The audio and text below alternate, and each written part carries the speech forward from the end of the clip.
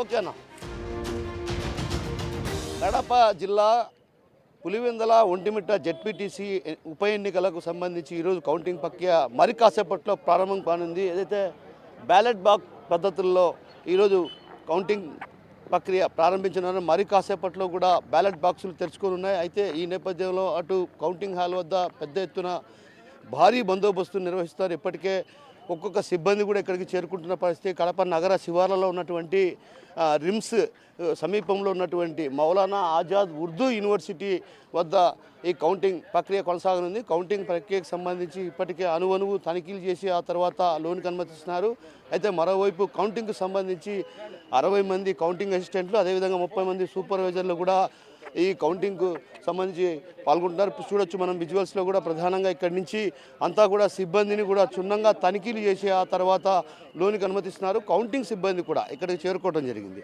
అంటే ఒంటిమిట్ట అదేవిధంగా పులివెందులకు సంబంధించి కొంత నిన్న కూడా రీపోలింగ్ జరిగిన పరిస్థితి. అంటే ఒంటిమిట్టకు సంబంధించి మొన్న పోలింగ్ అయిపోయింది. అయితే పులివెందుల్లో కొన్ని ప్రాంతాల్లో అచ్చవెల్లి, అదేవిధంగా ఈ కొత్తపల్లి ప్రాంతాల్లో నిన్న రీపోలింగ్ జరిగింది. రీపోలింగ్ జరిగిన అనంతరం కూడా ఇక్కడికి బ్యాలెట్ బాక్సులు తీసుకొచ్చారు. అయితే ఈ నేపథ్యంలో కొంత ఉత్కంఠ పరిస్థితులే నెలకొన్నాయని చెప్పాలి. ఎందుకంటే ఈరోజు కౌంటింగ్ కాబట్టి. అయితే కౌంటింగ్ నేపథ్యంలో కూడా ఒక్కసారిగా కూడా అటు నారా లోకేష్ కూడా దీనిపైన ప్రత్యేకమైన దృష్టి సారించారు. ఎందుకంటే ఒక రకంగా చేస్తున్నటువంటి అభివృద్ధి సంక్షేమ పథకాలతో పాటు అదేవిధంగా అమలు చేస్తున్నటువంటి కొన్ని ఏవైతే ఉన్నాయో పులివెందుల పైన కూడా ప్రత్యేకమైన కాన్సన్ట్రేషన్, అదేవిధంగా ఒంటిమిట్ట పైన కూడా ప్రత్యేకమైన దృష్టి సారించారు.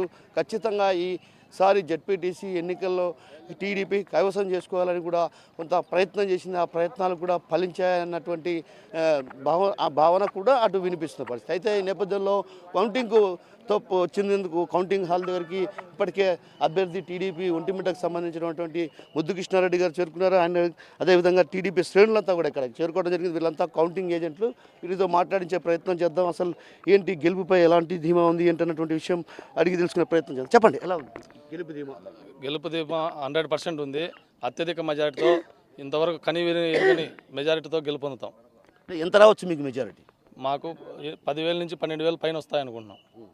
సో మీరు చెప్పండి, ఎలా చూడాలి? అసలు లోకేష్ కూడా దీనిపైన ప్రత్యేకమైన దృష్టి సారించారు, పెద్ద ఫోకస్ పెట్టారు. అదేవిధంగా సంక్షేమ పథకాలతో పాటు అభివృద్ధిని ధ్యేయంగా పెట్టుకొని ఒక రకంగా ప్రత్యేకించి కొంతమంది మంత్రులను, అదేవిధంగా సంబంధించినటువంటి ఎమ్మెల్యేలంతా కూడా అక్కడ ఒంటిమిట్టలో తిరిగి ఇంటింటికి తిరిగి అంటే ఒక రకంగా ప్రతి ఓటర్ను ఆకట్టుకునే దిశగా అడుగులు వేసినటువంటి ప్రయత్నాలు ఫలించాయని చెప్పచ్చా? ఈరోజు మాకు నిజంగా ఒక స్వాతంత్రం వచ్చింది. కేవలము ప్రతి ఇంటింటికి మేము పోయి సంక్షేమ పథకాల వల్లే మా గెలుపు. మంత్రులు కూడా ప్రతి ఒక్కరి దగ్గరికి వచ్చి, ప్రతి మండలానికి వచ్చి, ప్రతి గ్రామానికి వచ్చి ఎక్స్ప్లెయిన్ చేయడం వల్లే ఈరోజు మేము ఆ విజయబాటలో నడుస్తున్నాం. సో మొత్తం మీద గెలుపుపై కూడా అటు నేతలు కూడా ధీమా వ్యక్తం చేసిన పరిస్థితి. ఏదైతే ఖచ్చితంగా అత్యధిక మెజారిటీతో గెలవబోతున్నాం అన్నటువంటి విషయాన్ని చెప్తున్నారు. చూడొచ్చు మనం ఇక్కడ విజువల్స్లో కూడా గట్టి బందోబస్తును కూడా ఏర్పాటు చేశారు. అటు భారీ బందోబస్తు నడుమ ఈ కౌంటింగ్ ప్రక్రియ ప్రారంభం కానుంది. అదేవిధంగా ఒంటిమిట్టకు సంబంధించి ప్రత్యేకంగా కౌంటర్లో ఒక కౌంటింగ్ హాల్ని ఏర్పాటు చేశారు. ఆ కౌంటింగ్ హాల్లో కూడా ఒక్కొక్క జెడ్పీటీసీ స్థానానికి 10 టేబుల్స్ని ఏర్పాటు చేశారు. 10 టేబుల్స్లో కూడా తొలుత ఏదైతే బ్యాలెట్ బాక్సులు తెరిచిన అనంతరం కూడా పూర్తి స్థాయిలో వాటిని 25 ఓట్ల చొప్పున కట్టలు కడతారు. అవి 1000 అంటే ఒక టేబుల్ మీద 1000 ఓట్లను లెక్కిస్తారు. అదే ఒక రకంగా ఒంటిమిట్ట అయితే 2 రౌండ్లలో పూర్తవుతుంది. పులివెందులు అయితే ఒక రౌండ్లో పూర్తి అవుతుంది.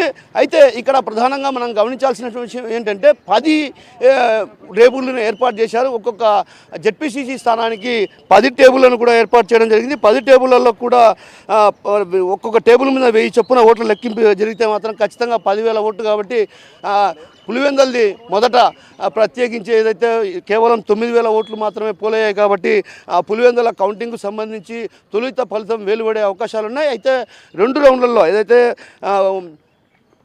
ఒంటిమిట్టకు సంబంధించి 2 రౌండ్లలో ఆ కౌంటింగ్ పూర్తవుతుంది. ఈ నేపథ్యంలో అటు క్షుణ్ణంగా తనిఖీలు చేసి ఏదైతే అటు పూర్తి స్థాయిలో ఇక్కడంతా తనిఖీలు చేసి ఆ తర్వాత లోన్ కనిపిస్తున్న పరిస్థితి కనిపిస్తుంది. మరోవైపు గెలుపుపై మాత్రం అటు టీడీపీ ధీమాతో ఉంది. ఏదైతే ఇక్కడ ఉన్నటువంటి పులివెందులలో మొత్తం ఓట్లు చూసుకుంటే 10,601 ఓట్లు పోలు కాగా అందులో 9,000 ఓట్లు 9,000 పైగా ఓట్లు పోలయ్యాయి. అదేవిధంగా ఒంటిమిట్టలో చూస్తే దాదాపు 24,606 ఓట్లు పోలైతే దానిలో 20,681 ఓట్లు పోలవడం జరిగింది. అయితే కౌంటింగ్కు సంబంధించి ప్రధానంగా 30 మంది సూపర్వైజర్లు, 60 మంది కౌంటింగ్ అసిస్టెంట్లతో పాటు 3 అసిస్టెంట్ అండ్ స్టాటిస్టిక్స్ అధికారులు కూడా ఉంటారు. మనం చూడొచ్చు క్షుణ్ణంగా పూర్తి స్థాయిలో అప్పుడు లోపలికి కూడా ఇప్పటికే కౌంటింగ్కు సంబంధించి చేరుకోవడం జరిగింది. వాళ్ళంతా కూడా కౌంటింగ్ మరి కాసేపట్లో అంటే బ్యాలెట్ బాక్సులు మరి కాసేపట్లో తెరుచుకున్న నేపథ్యం కాబట్టి ఆ నేపథ్యంలో కూడా ఒక్కొక్కరు కూడా సిబ్బంది కూడా లోపలికి వెళ్ళడం జరిగింది. వారు మరి కాసేపట్లో బ్యాలెట్ బాక్సులను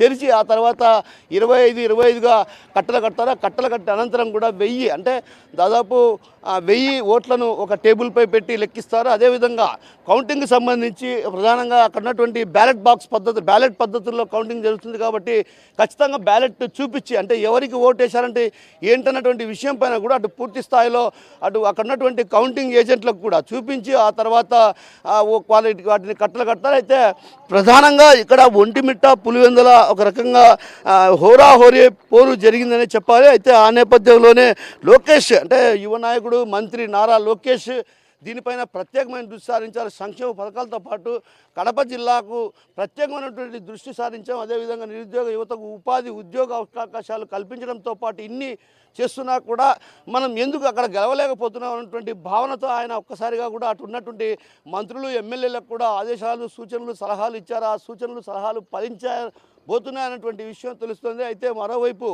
ఏదైతే తొలుత ఏదైతే ఎన్నికల నోటిఫికేషన్ వచ్చినప్పటి నుంచి కూడా ప్రత్యేకించి ఎమ్మెల్యేలు అదేవిధంగా మంత్రులు కూడా ఈ ప్రాంతంలో తిష్ట వేసి అటు ఒంటిమిట్ట కావచ్చు పులివెందుల ప్రాంతాల్లో కూడా ప్రత్యేకమైన దృష్టి సారించి ఇంటింటికి వెళ్ళి ప్రతి గడప తొక్కుతూ కూడా మంత్రి సవిత కావచ్చు అదేవిధంగా మంత్రి జనార్దన్ రెడ్డి, మంత్రి మండిపల్లి రామప్రసాద్ రెడ్డి వీళ్ళంతా కూడా ఇల్లు తిరుగుతూ అంటే ప్రతి ఇంటికి వెళ్ళి ప్రతి గడప తొక్కుతూ కూడా వాళ్ళందరూ కూడా ప్రత్యేకంగా అక్కడ కూర్చొని వారి యోగక్షేమాలతో పాటు వారి సమస్యలు తెలుసుకొని ఈ సమస్యలు పరిష్కారం కావాలంటే ఖచ్చితంగా అధికారంలో ఉన్నటువంటి టీడీపీకే మీరు ఓటు వేయాలన్నటువంటి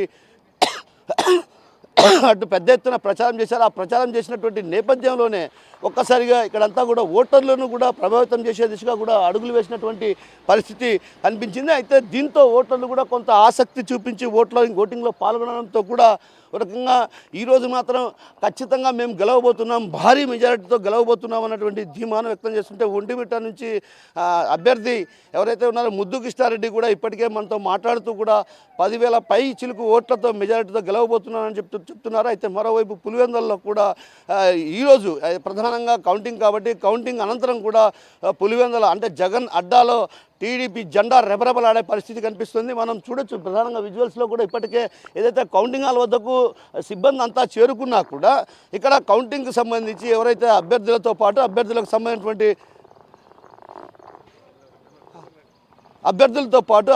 సంబంధించిన ఏజెంట్లను కూడా ఇక్కడికి చేరుకోవడం జరిగింది. వారంతా కూడా ఇక్కడికి చేరుకున్నారు. వారిని క్షుణ్ణంగా తనిఖీలు చేసి ఆ తర్వాత లోనికి అనుమతిస్తున్నటువంటి పరిస్థితి కనిపిస్తుంది. మరోవైపు అధికారులు కూడా ఇక్కడ చేరుకున్నారు.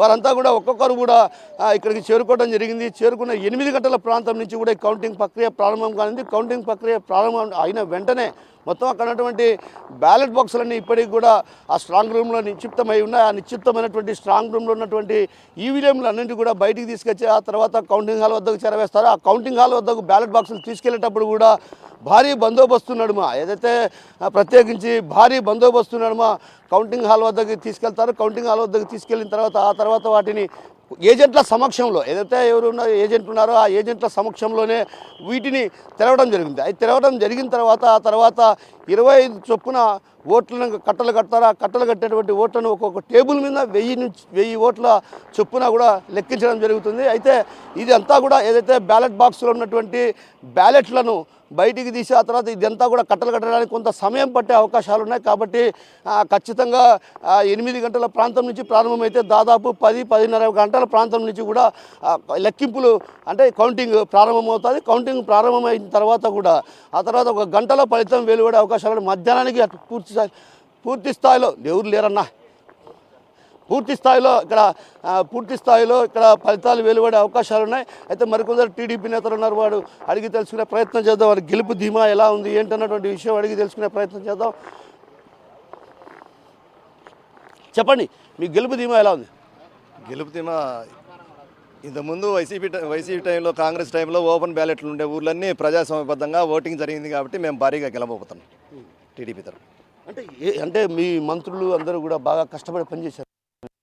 మేము సూపర్ సిక్స్ గానే ఈ పథకాలన్నీ చంద్రబాబు నాయుడు మా ప్రభుత్వంలో పెట్టిన పథకాలన్నీ జనాల్లోకి పూర్తి స్థాయిలో వాళ్ళ ద్వారా తీసుకోగలిగినాం. ప్రతి ఓటర్ను కలగగలిగినాం. ఓటర్ను 4-5 సార్లు కలిసి కన్విన్స్ చేయగలిగినాం. వాళ్ళు అర్థం చేసుకోగలిగినారు. భారీగా టీడీపీ సైకిల్ గుర్తు మీద ఓటు వేసినారు. అంటే ప్రజలు కూడా ప్రధానంగా మీ వైపు ఆకర్షితులు కావడానికి ప్రధాన కారణాలు ఏంటి అసలు? వైసీపీ చేసే హరాస్మెంట్లు, అక్రమాలు, భూ అక్రమాలు, దందాలు ఇవన్నిటికే వాళ్ళు వ్యతిరేకించింది ఓటర్స్. మీరు చెప్పండి, గెలుపుపై మీ ధీమా? చంద్రబాబు నాయుడు గారు చేసే సంక్షేమ పథకాలే గెలుపుకు ధీమా. బీసీ సామాజిక వర్గాన్ని అభివృద్ధి చేయాలనే కోరిక చంద్రబాబు నాయుడులో కలిగింది కాబట్టి లోకేష్ గారు పట్టుదలగా ప్రతి కార్యకర్తను ముందుకు నడిపించి తెలుగుదేశం పార్టీకి ఓటేసి గెలిపించమని కోరారు కాబట్టి అందులో రాష్ట్రంలో జరిగే 2 జెడ్పీటీసీ ఎన్నికల్లో